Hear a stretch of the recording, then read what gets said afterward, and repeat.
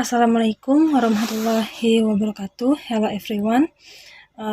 We are from Group 3. We'll do a presentation about learner variables, teaching across age levels, Chapter 6. And the members of our group is Rebecca Veronica, Amanda Novita, Vira Agustia, Rindiani Octaviana, M. Al-Hakim, and Rafiah Fatin Harahap. So the first explanation is A. Teaching children. Popular tradition would have you believe that children are effortless second language learners and far superior to adults in their eventual success. On both counts, some qualifications are in order. First, intellectual development. Since children up to the age of about 11 are still in an intellectual stage of what Piaget 1972 called concrete operations, we need to remember their limitations, rules. We need to remember their limitations. Rules, explanations, and other even slightly abstract talk about language must be approached with extreme caution. Some rules of thumb for the classroom. A. Don't explain grammar using terms like present progressive or relative clause. B. Rules state in abstract terms should be avoided. C. Some grammatical concepts, especially at the upper levels of childhood, can be called to learners' attention by showing them certain patterns and examples. D. Certain more difficult concepts or patterns requires more repetitions than adult needs. For example, repeating certain patterns without boring students may be necessary to get the brain and the ear to cooperate. Unlike the scene with the little boy who had no pencil, children must understand the meaning and relevance of repetitions. Next, the second is attention span. One of the salient differences between adults and children is attention span. But short attention spans do come into play when children have to deal with material that to them is boring, useless, or too difficult. Since language lessons can at times be difficult for children, your job is to make them interesting, lively, and fun. How do you do that? A. Because children are focused on the immediate here and now. Activities should be designed to capture their immediate interest. B. A lesson needs a variety of activities to keep interest and attention alive. C. A teacher needs to be animated, lively, and enthusiastic about the subject matter. D. A sense of humor will go a long way to keep children laughing and learning. E. Children have a lot of natural curiosity. Make sure you tap into the curiosity whenever possible, and you will terribly help to maintain attention and focus. Next, number 3, sensory input. Your activities should strive to go well beyond the visual and auditory models that we feel are usually sufficient for a classroom. Next will be continued by my friend Rindi. Point A. Pepper your lesson with physical activity, such as having students act out things, role play, play games, or do total physical response activities. B. Project and other hands-on activities go a long way toward helping children to internalize language.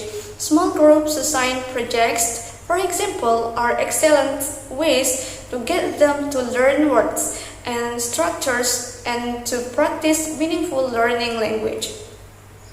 C. Sensory aids here and there help children to internalize concepts.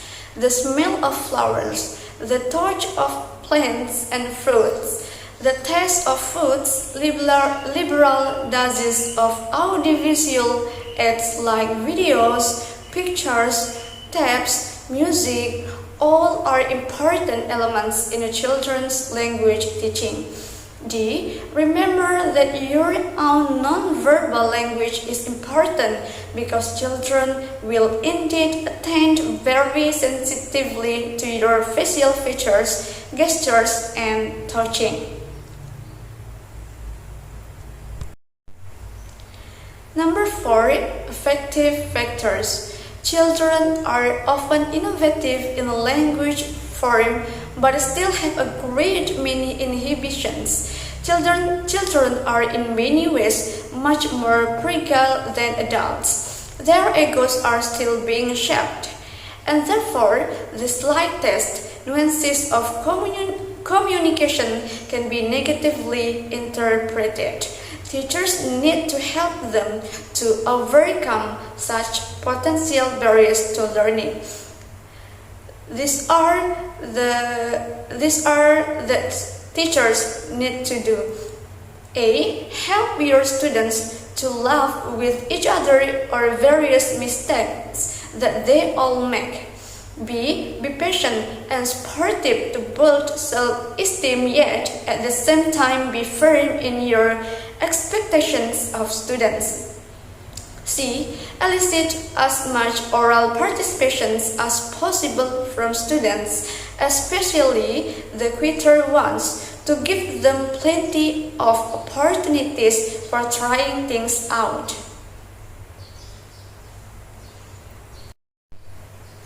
Number 5. Authentic, meaningful language. Children are focused on what this new language can actually be used for here and now. They are less willing to put up with the language that doesn't hold immediate rewards for them. Your classes can ill afford to have overload of language that is neither authentic nor meaningful. Point A. Children are good at sensing language that is not authentic, therefore canned or stilted language will likely be rejected. B. Language needs to be firmly context embedded. Storylines, familiar situations and characters, real-life conversations, meaningful purposes in using language. This will establish a context within which language can be received and assigned and thereby improve attention and retention. Context-reduced language in abstract, isolated, unconnected sentences will be much less readily tolerated by children's minds. C. A whole language approach is essential. If language is broken into too many bits and pieces, students won't see the relationship to the whole and stress the interrelationships among the various skills, listening, speaking, reading, and writing, or only won't see important connections. Okay, next, it takes a very special person to be able to teach children effectively. Along with all these guidelines, an elementary school teacher develops a certain intuition with increasing months and years of experience. If you don't yet have the experience, you will in due course of time. Meanwhile, you must begin somewhere and these rules of thumb will help. B. Teaching adults. Although many of the rules for teaching children can apply in some ways to teaching adults, the later age group poses some different, special considerations for the classroom teacher. Adults have superior cognitive abilities that can render them more successful in certain classroom endeavors. So, as you consider the 5 variables that apply to children, keep in mind some specific suggestions and savings. 1. Adults are more able to handle abstract rules and concepts, but beware, as you know, too much abstract generalization about usage and not enough real-life language use can be deadly for adults too. Number 2, adults have longer attention spans for material that may not be intrinsically interesting to them. But again, the rule of keeping your activities short and sweet applies also to adult age teaching. Number 3, sensory input need not always be quite as varied with adults, but one of secrets of lively adult classes is their appeal to multiple sense. Number 4, adults often bring a modicum of general self-confidence or global self-esteem into a classroom. The fragility of ages may therefore not be quite as critical as those children. Yet we should never underestimate the emotional factors that may be attendant to adult second language learning. Number 5, adults with their more developed abstract thinking ability are better able to understand a context radius segment of language.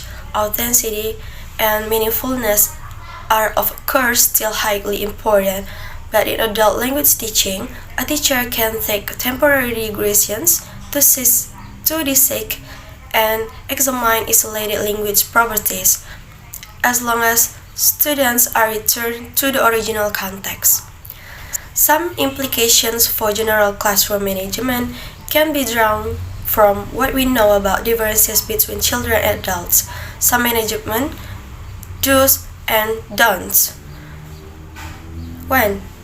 Do remember that even though adults cannot express complex thinking in the new language, there are nevertheless intelligent adults with mature cognition and adult emotions. Show respect for the deeper thoughts and feelings that may be trapped for the moment by a low proficiency level. 2.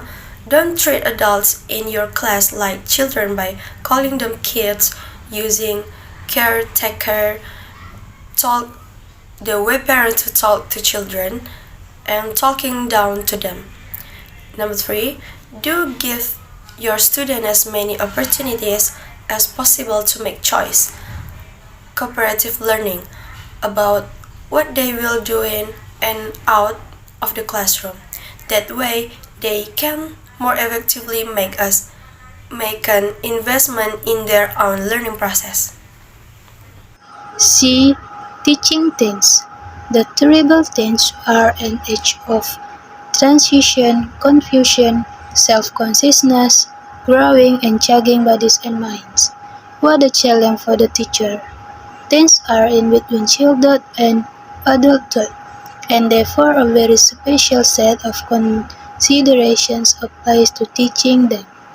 Perhaps because of the enigma of teaching teenagers, little is specifically said in the language teaching file about teaching at this level. Nevertheless, some thoughts are worth verbalizing even if in the form of simple reminders. 1. Intellectual capacity at abstract operational thoughts around the age of 12. Therefore, some sophisticated intellectual processing is increasingly possible. Complex problems can be solved with the logical thinking. This means that linguistic metalanguage can now theoretically have some impact, but the success of any intellectual endeavor will be a factor of the attention a learner places on the task. Therefore, if a learner is attending to self, to appearance, to being aseptic, to sexual touch, to a weekend party, or whatever, the intellectual text at hand may suffer. 2. Attention spans are lengthening as a result of intellectual maturation, but once again, with many diversions present in teenager life. Thus potential attention spans can easily be shortened. 3.